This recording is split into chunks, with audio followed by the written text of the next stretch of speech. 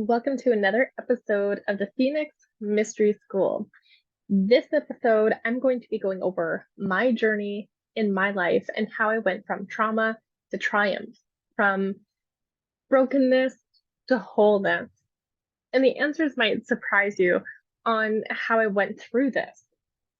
I'm going to start, hopefully, in order of my life and sequencing of events to make this as digestible and understandable as possible from all the different line of events here. So when I was younger, I dealt with a lot of different trauma that I've been public about a lot of things on my social media platforms, but there's a lot that I'm not at this stage. And I might still keep those to myself. However, when I was really young, we used to go to a specific church where I'm from, and they did go through some abuse in that church. I was really young. I was about 4 or 5 at the time. The group leader was 10 years older than me, the one that, you know, had been involved in it. So from that stage, I was very lucky because my mom did everything possible. So did my dad to help protect us in that situation, to help us. And unfortunately, how things ended up was that well, I guess it's not unfortunate, but we didn't go back, to say the least. And from that point, there was other things that happened as well. Like we had moved across Canada for a new life, essentially, new opportunities, because there wasn't a lot back from where I was from at the time, which is Newfoundland. So we came here and we started going to school here. I was in grade 1 at the time. And it's interesting because there's still a lot in my childhood that I don't remember. And, for obvious reasons, when you go through trauma, your brain will actually repress a lot of memories. So from this time, we had other family that had come out this way as well. And there was a lot of things that I dealt with certain people around, and I'm not naming names or anything like that, but there was a lot of fights, a lot of arguments between people. There was a lot of people that would just basically come and go out of my life. Certain people would be there consistently for a year or two and then not be around for a couple of years and then come back like nothing happened. I also struggled a lot with bullying from a young age. And I'm realizing it's probably because of neurodivergence. I wasn't like everyone else. And that was very clear from a young age that I was different in how I did things, how I processed, just overall how I felt. But kids are mean. I'm sure all of you at some point remember elementary, middle school, high school, and just how kids can be. They will say things that are completely fabricated, not true, in order to hurt another person. And this happened often with me from a young age. And both my parents, they were very young parents. They had me and my brother at the ages of like 18 and 20. So they were still kids themselves. They were still growing up. They were still learning as we were growing up at the same time. And as young parents, my dad was going to school, trying to become a red seal mechanic. My mom, she worked full time for quite some time as well until we moved out west. And they didn't really have the support system. So my mom stayed at home. But still, like any parent will go through, there can be a lot of struggle when it's just one person working, one staying at home. But my parents did a lot to make sure that we were taken care of. However, there was other things outside that were very dysfunctional. So when we finally had more people around, it was still volatile off and on. And I know that things that I observed, even if it wasn't directed at me, I still observed and made beliefs in my mind about it because from all the way from when we're born, essentially, all the way up till about we're 12 years old, we're forming all of our beliefs around the world. We're forming all of our belief systems, all of our attitudes at that time. And from there, we add to them absolutely, but our core fundamental beliefs are from this time. So I took so many different beliefs away from what I experienced. One, that you love family no matter what. which might sound great to some people, but when you have family that are, dysfunctional or toxic and they're just not healthy people, but you just keep giving them chance after chance because they're family, so you might as well love them. They're family. You can't choose your family, but you can. Okay, you truly can. You may not be able to choose who you're blood related to, but you can choose who your inner family actually is. So I learned to ignore all the bad stuff because you love them. So how do you think that set me up later on for relationships? Oh God, looking back, it's so clear for me why I chose the people that I were with and why I put up with certain things that I did. Because I saw that anger is okay. And I mean explosive anger, not healthy anger, not the anger that utilized for change or catalyst or set boundaries. No, no, the anger that you project and hurt other people physically with. So I observed certain things like that as well. Also, growing up, there was another person that I will not name who would also, that I would spend time with every so often. And it wasn't until I became a teen that I said, no more. I don't want anything to do with this person. And that created a lot of issues because so many people were essentially mad at me. And I didn't tell them specifically what happened to me. I just straight up told them that there's been a lot of incidences that are not healthy. I don't feel safe. I don't feel comfortable. And looking back, one, I shouldn't have had to tell anyone what exactly happened, but two, people should have cared enough to ask.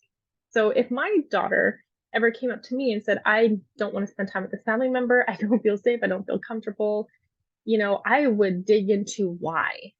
I will find the reason. I won't just get mad and say, well, you have to because it's family. You have to spend time with them. You have to love them because they're family.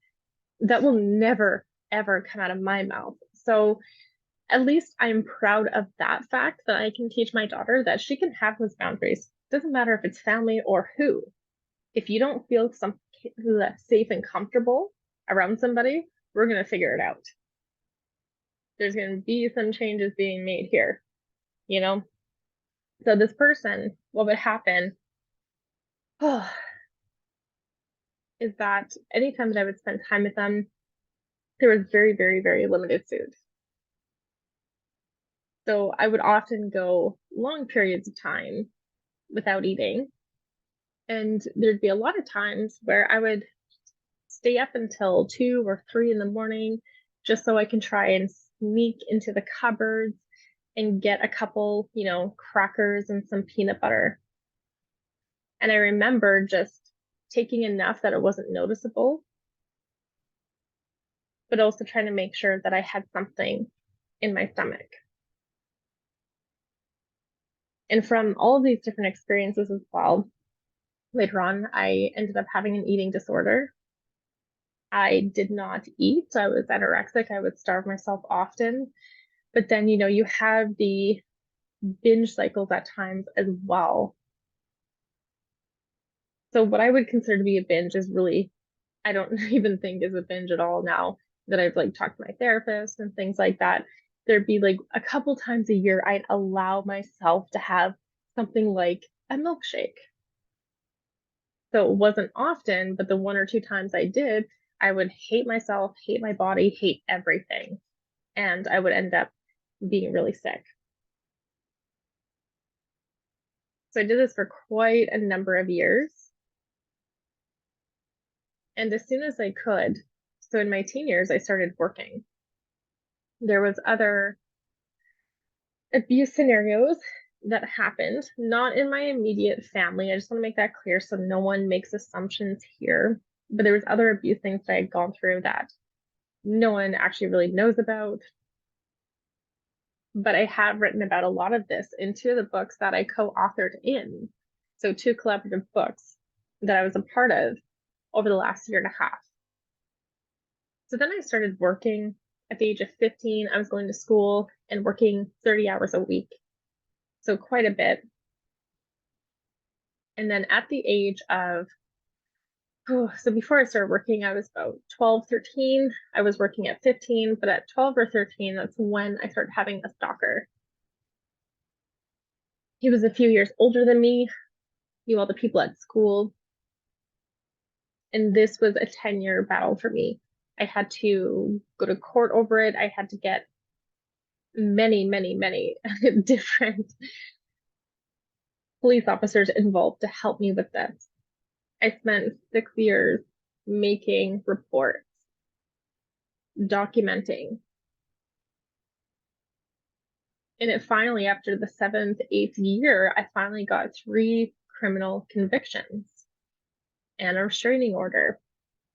Things didn't stop there, but it was something that was actually terrifying in my life for a long time. And if you've been on my social media, you've probably, heard me talk about this in greater detail. But I was always looking over my shoulder. I was always afraid on a daily basis that I was going to die because he would tell me every day that he had a bullet with my name on it and it was going to come when I least expected it. He would break into my vehicle. He would show up at all different locations for my work. I switched locations 4 times. He would show up at my school. It was one of the hardest times of my life because he spread so many rumors. He even got a group of 6 girls to try and jump me. So he tried to get a group of 6 girls to try and beat me up because he wanted to teach me a lesson somehow. Because I refused any sort of advance from him, I refused to talk to him. There was so many things. And it was really, really difficult at the age of 14 as well to also be dismissed by the police, to be told until you wind up dead in a ditch. There's absolutely nothing we can do. So from all these experiences, I just learned to suppress my emotions because I saw all the angry outbursts from many different people outside that I would observe. I saw the things that happened at school, things between extended family members that is completely inappropriate for children. Went through different forms of physical and emotional abuse.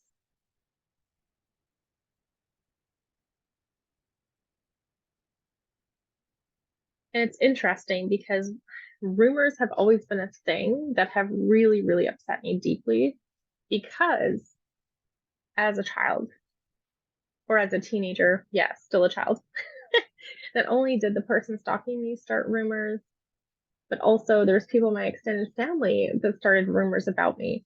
So because I was anorexic and because I had all this stress and all of these different things going on inside, suppressing my emotions, my metabolism was just completely shot.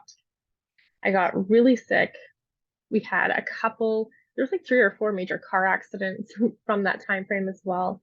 In 16 is when my fibromyalgia, chronic fatigue, all of these things flared up. My metabolism, I swear, crashed at this time because in a couple of months, I gained 60 pounds. My body was literally saying, enough. It was going into full shutdown protection mode. I feel like my body was trying to stop me from continuing on the path that I was on because it wouldn't have ended up well.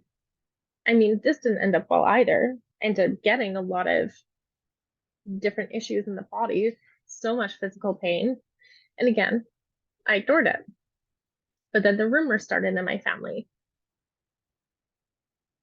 And those rumors were about me sleeping around when I hadn't at the time. There was rumors in my family saying that I was pregnant.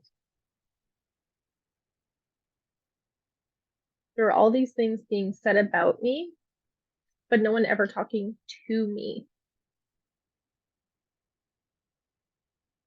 And this is where I learned that even family can be your own worst critic. That many people that surround you don't actually want to help you. Because despite all of these cries for help subconsciously, no one noticed. Not one person noticed that I was sick. that I needed help. Instead, they took that opportunity to shame me more, to make me hate myself more. I already had body dysmorphia issues, and the people that were closest to me didn't want to help.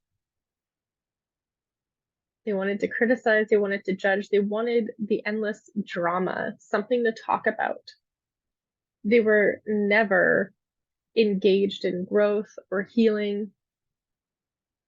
They just wanted to continue the drama cycles because it's what they were used to, it's what they knew. They didn't know anything else.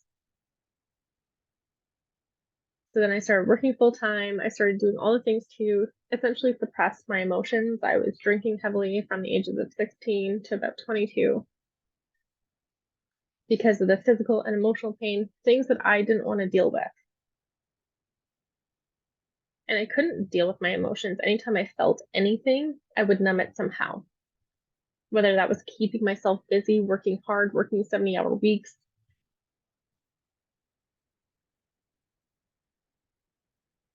But I kept myself busy.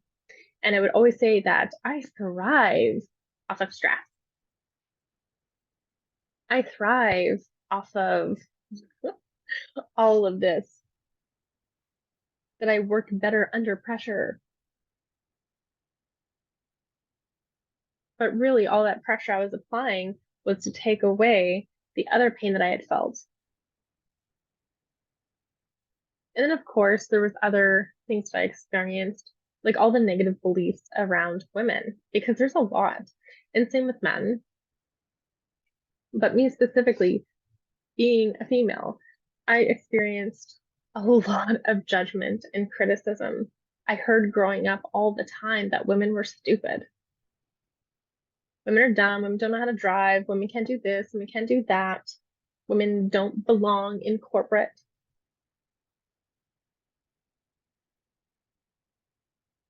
Women only belong in grocery stores and bakeries. These are literal things that I heard growing up. That women literally are not smart. And there was many times in my life where I had to work twice as hard to prove myself, to prove my intelligence, to prove my worth. I had many male teachers put me on the spot at 8:30 in the morning and gave me one of the most difficult questions that they could, just to laugh at me in front of the class and call me stupid. Even though I blank when being put on the spot. It's not that I don't know the information, but when I know there's loaded questions and what the response is going to be, it makes it really difficult as a team to want to answer.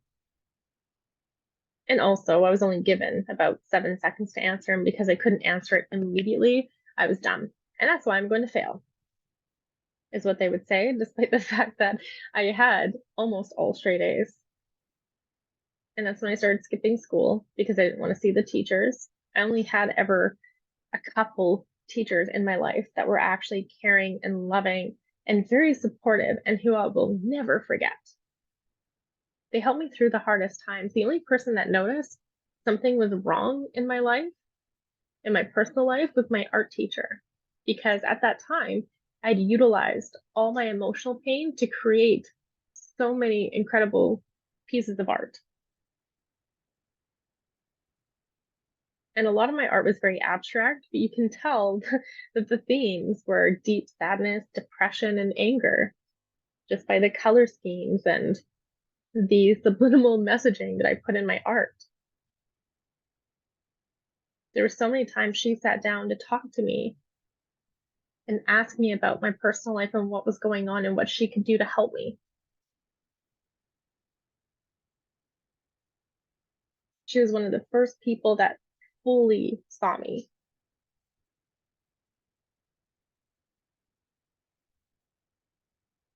So from there, going into the workforce and had many other issues there, being a woman, being in the management side, and also age.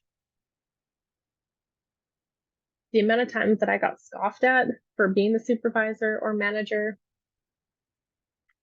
and was told that women shouldn't be in management positions, they don't know what they're doing.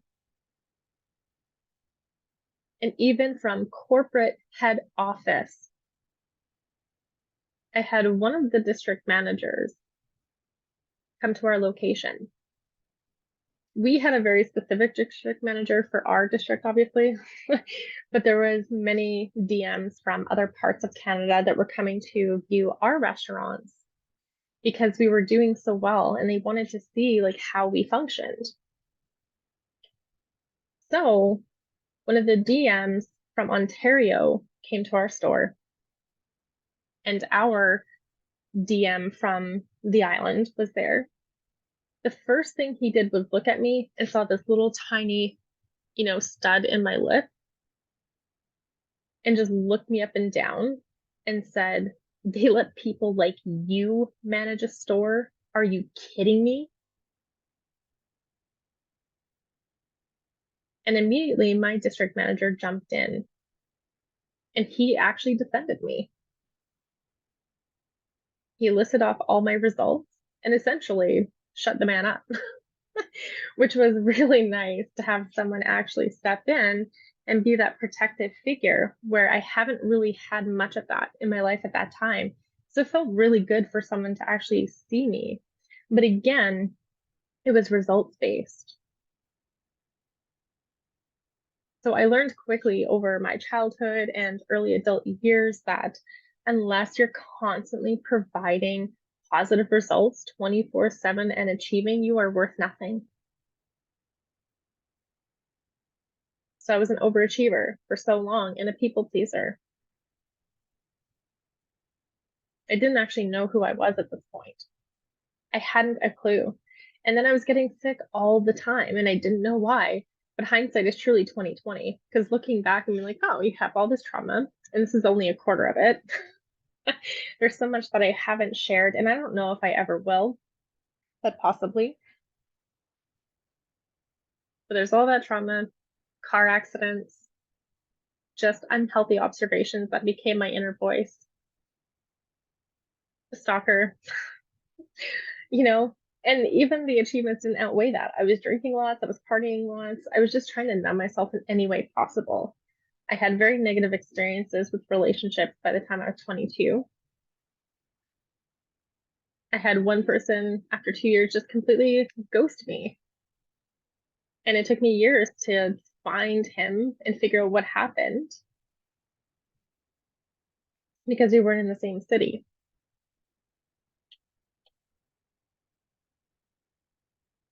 And then another one, oh, it got to the point of physical abuse. And that's when I left. But the one that I'd been with for quite a bit of time was constantly breaking up with me to be with someone else and then coming back to me when it didn't work out and going back and forth, back and forth, back and forth. And I put up with it. I allowed it. I kept taking him back because I was now competing with the other woman. And that's the other thing is that I learned that women had to compete with each other.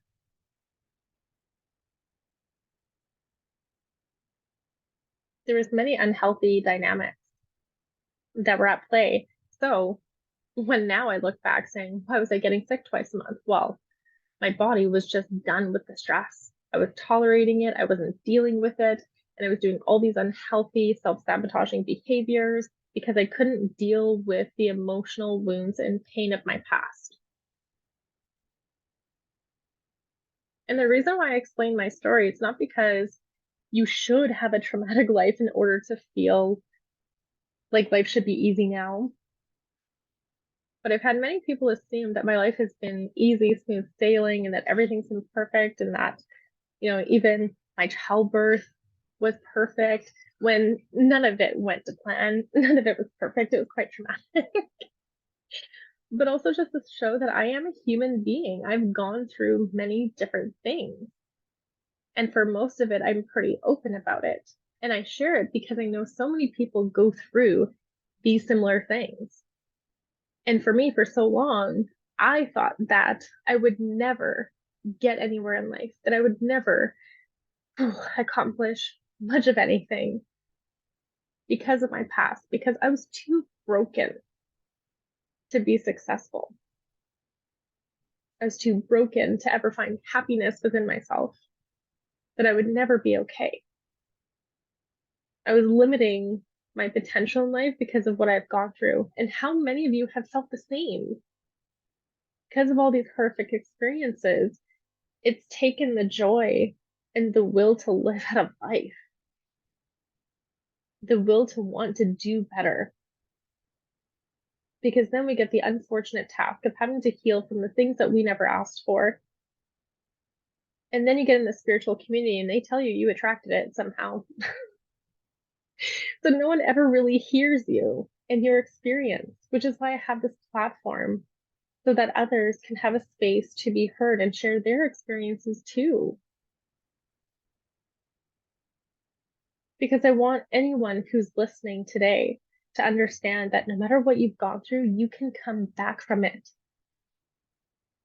You can heal the parts of you that feel broken, because I assure you, you are not broken.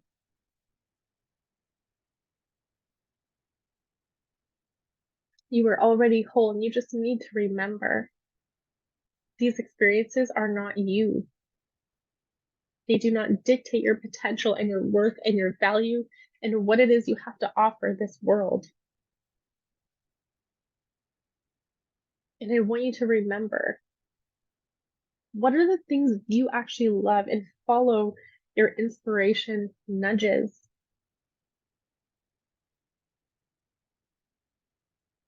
For me, I was angry for so long, and I never did anything with that anger for a long time.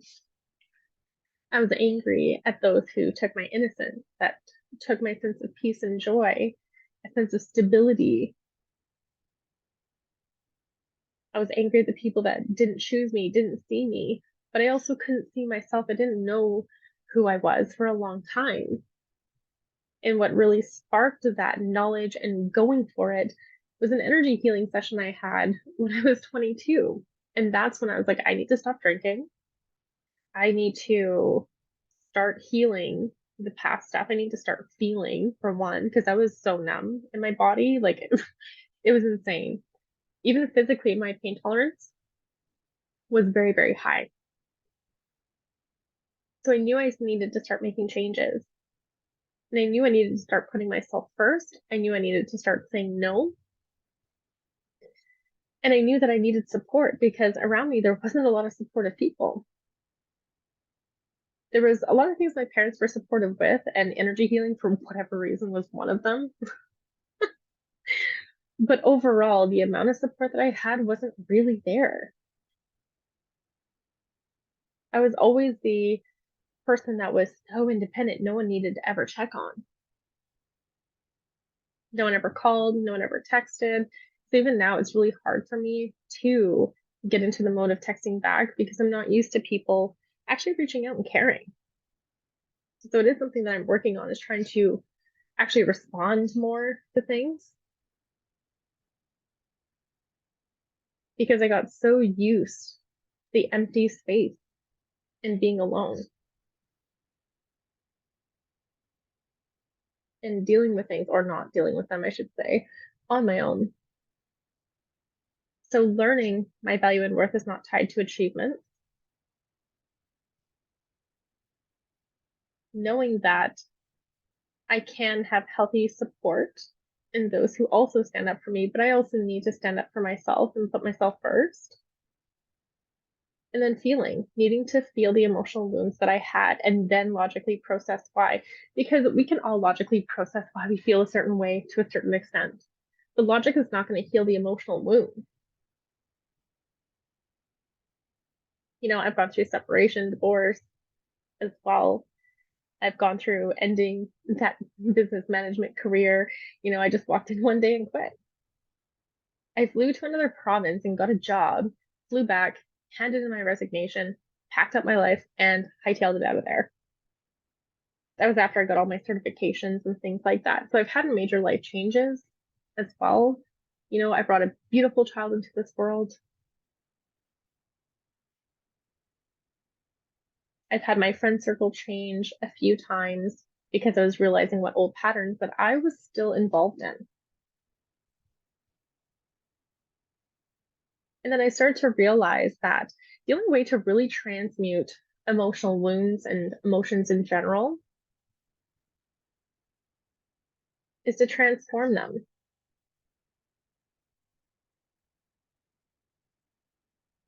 So I really started looking at the different emotional components and giving it space.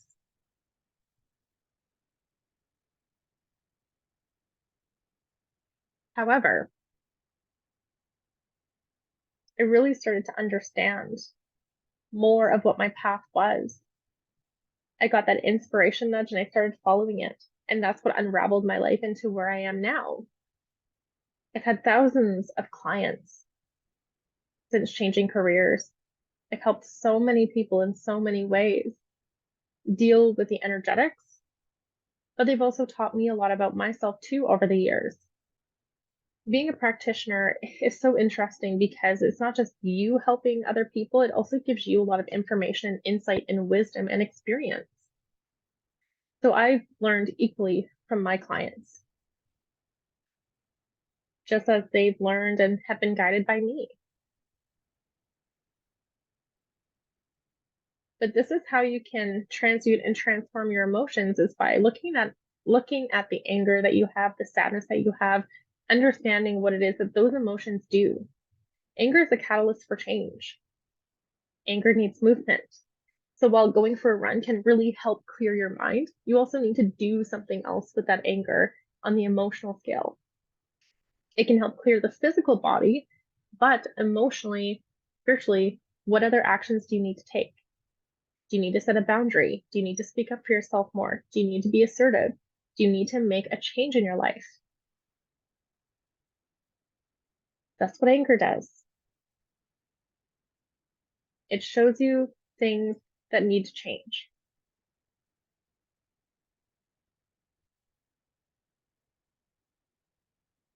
So by transforming those emotions is by using it as fuel.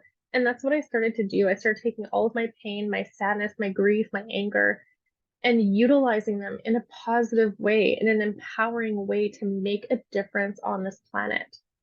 And it doesn't matter to me how big or how small that impact is. I would love for it to be bigger, believe me. That is my big picture goal is to have more of an international presence and to talk to other people that have experienced trauma and help bring some insight and hope to their journey. But I'm so happy with the amount of clients that I've had and the transformations that they have had for them to understand their emotions. Our emotions might be part of us, but they aren't us. We identify with so many things, but once we become more self aware, that is truly the path. Our self awareness helps us to understand ourselves, our emotions, our experiences without judging and shaming ourselves. We're all unique, we all have dynamic experiences. And if nothing else from this podcast, I want you to take away that you can utilize your past experiences as fuel for change, fuel for transformation, fuel for positive impact, fuel for creating a beautiful life. And not that you need to prove anyone wrong, but damn, does it ever feel good when those people that told you were dumb wouldn't amount to anything? That energy healing is all hocus pocus BS. I even had family on my business pages call me a con artist and completely defame me in front of my whole audience.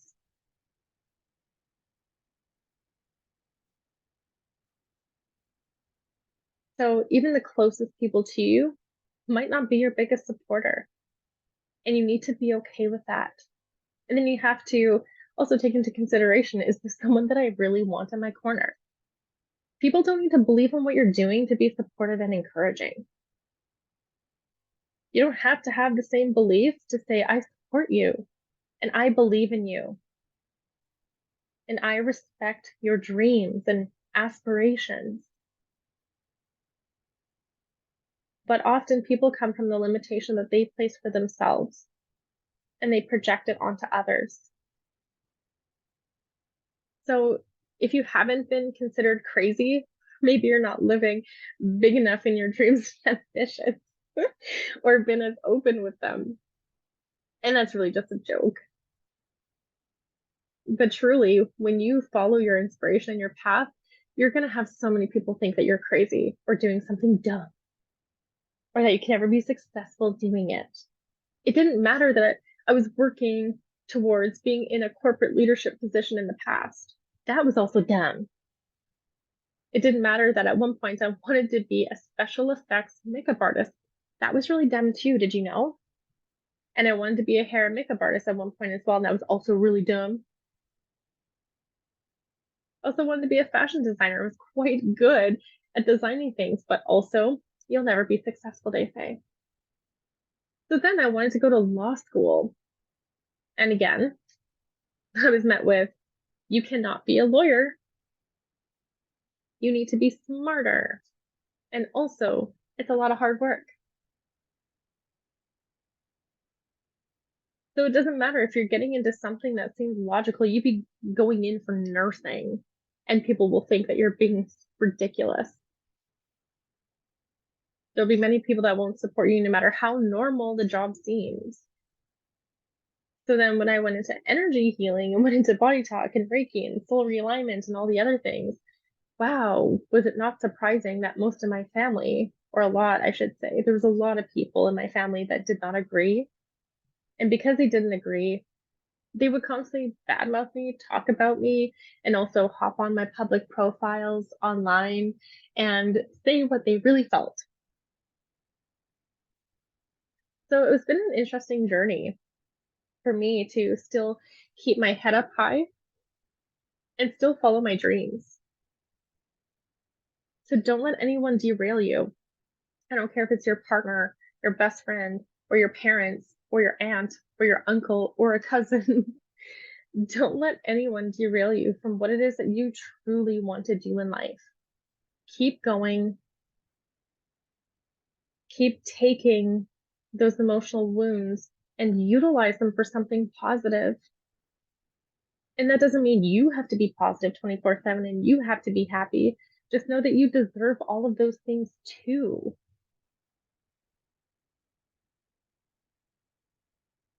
And that even though you follow something you love, it isn't just going to be easy, by the way. You might be really good at it. Yes, sessions might be easy. Yes, or whatever you're doing might be easy. Yes, but the path is not always going to be easy. So you need to be able to stay the course when things get tough and stop looking at everything that comes up as a roadblock as a sign that I shouldn't do it. Because if that was the case, I would never have gotten into body talk. Sure, a lot of things happened quickly, like I was able to get into the course, I was able to take it, I was able to do all these things. But I had so much outside of me saying that I shouldn't do it and I couldn't do it. So don't let those external voices become your internal voice. And if you do have an inner critic, really understand when was the first time you heard those words? Because I can guarantee you 99.999% that voice is absolutely not yours. It came from somebody else or some observation, but it is not you at the core. We never come into this earth believing these things.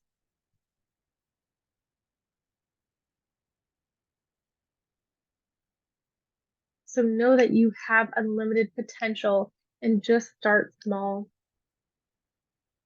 Do some exploration, do some soul searching, do some journaling, and figure out what that is because you are not too broken. You are not too unhealed or undeserving or unworthy.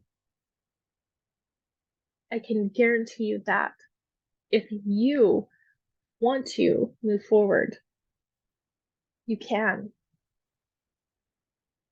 And it's not so black and white, like, yeah, I want to move forward, so I'm just going to move forward when you've had a lot of trauma. It's not like that.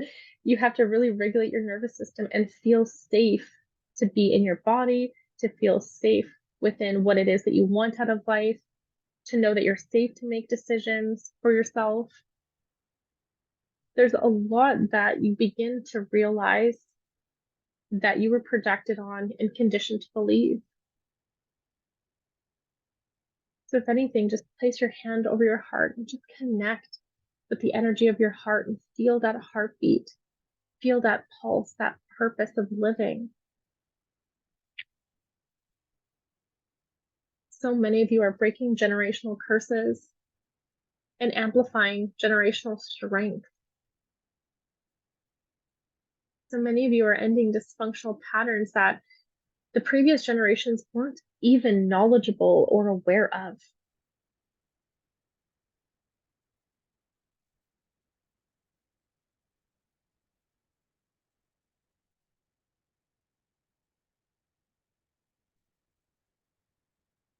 So much love to all of you, and to anyone struggling.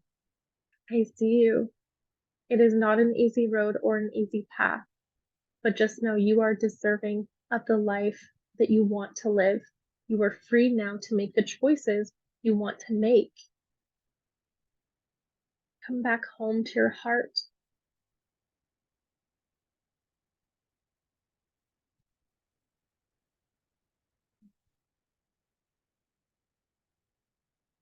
If you have any questions about this episode, please let me know in the comments or email me at trinitysage333@gmail.com. Or you can find me on Facebook under Phoenix Mystery School, Instagram Phoenix Mystery School, TikTok Phoenix Mystery School. But I would love to hear what takeaways that you had from this conversation today. If there's anything new that you learned about yourself today, anything that resonated. Because I know when I listen to others talk about things, even if I've already heard it 5, 6 times from other people, there's times where it goes so much deeper and you can really feel it like reverberate within your soul. I would absolutely love to hear from you guys, but I'm so grateful, so grateful for you listening. I'll catch you on the next episode of the Phoenix Mystery School podcast.